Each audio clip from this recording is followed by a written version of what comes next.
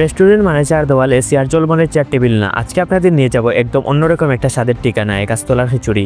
ঠিক শুনেছেন, এটা কোনো বিলাসবহুল রেস্টুরেন্ট না, কিন্তু এখানকার স্বাদ কামালবাজারের গর্ব। সিলেট দক্ষিণ সুমা কামালবাজারে খোলামেলা পরিবেশে এক টুকরো ছায়ার নিচে দিনের পর দিন চলছে এক সাজযাত্রা। গাছতলার খিচুড়ির দোকান। এই দোকানটা শুধু দোকান না, এটা একটা আবেগ, একটা স্মৃতি, একটা ঐতিহ্য। প্রতি রবি থেকে বৃহস্পতিবার মানে যেদিন বাজার বার, হাজারো মানুষ ভিড় করে এক প্লেট খিচুড়ি খাওয়ার আশায়। ইউটিউবার থেকে সেলিব্রিটি সবাই এখানে আসে গাছতলার খিচুড়ির স্বাদ খুঁজে। কারণ এখানকার পুনা খিচুড়িতে আছে এক ধরনের বিশেষ মশলা যা রান্না করেন ইউনিস আলী ভাই। স্বাদে এমন কম্বিনেশন অন্য কোথাও নেই। খিচুড়ির সঙ্গে মিলে পেঁয়াজু, ডিম আর আলুর চপ। 30, 40, 50, 60 পকেট ফ্রেন্ডলি দাম আর স্বাদ একবার খেলে আপনি নিজেই বলে উঠবেন এটার মতো খিচুড়ি আপনি অন্য কোথাও খাননি। আর গাছতলার খিচুড়ির চাহিদা এতটা বেশি, প্রতি বাজার বারে 100 কেজি প্লাস চাউলের খিচুড়ি রান্না করা হয়। ভাবতে পারছেন এইটুকু জায়গায় এত খিচুড়ি বিক্রি?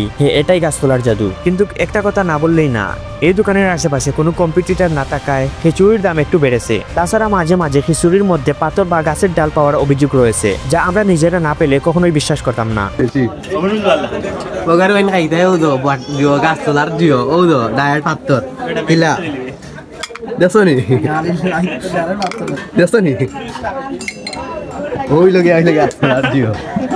আর এখানকার পেঁয়াজু বলতে গেলে পাথরের মতো শক্ত, দাঁতের 12টা বেজে যেতে পারে। পরিষ্কার পরিচ্ছন্নতার দিকেও একটু নজর দেওয়া দরকার। এ ভালো যেমন আছে, খারাপ দিকটাও লুকিয়ে রাখা ঠিক না। একটা ঐতিহ্যবাহী খাবারের স্পটকে রক্ষা করতে হলে দরকার সততা, মমতা আর ভালোবাসা দুটোই। এই গাছতলার খিচুড়ি কামালবাজারের পরিচয়, আমাদের গর্ব, আমাদের স্মৃতি। আর এই স্বাদের জন্য আমরা বাজারবার এলেই ছুটে যাই গাছতলার দিকে। আর আপনি যদি এই গাছতলার খিচুড়ি এখনো খাননি, তাহলে চলে আসুন সিলেট দক্ষিণ সুমা কামালবাজারের ভিতরে। ঠিকানা একটাই, গাছতলার খিচুড়ি। একবার এসে খেয়ে যান, তারপর নিজেই বলেন এই খিচুড়ি কেমন।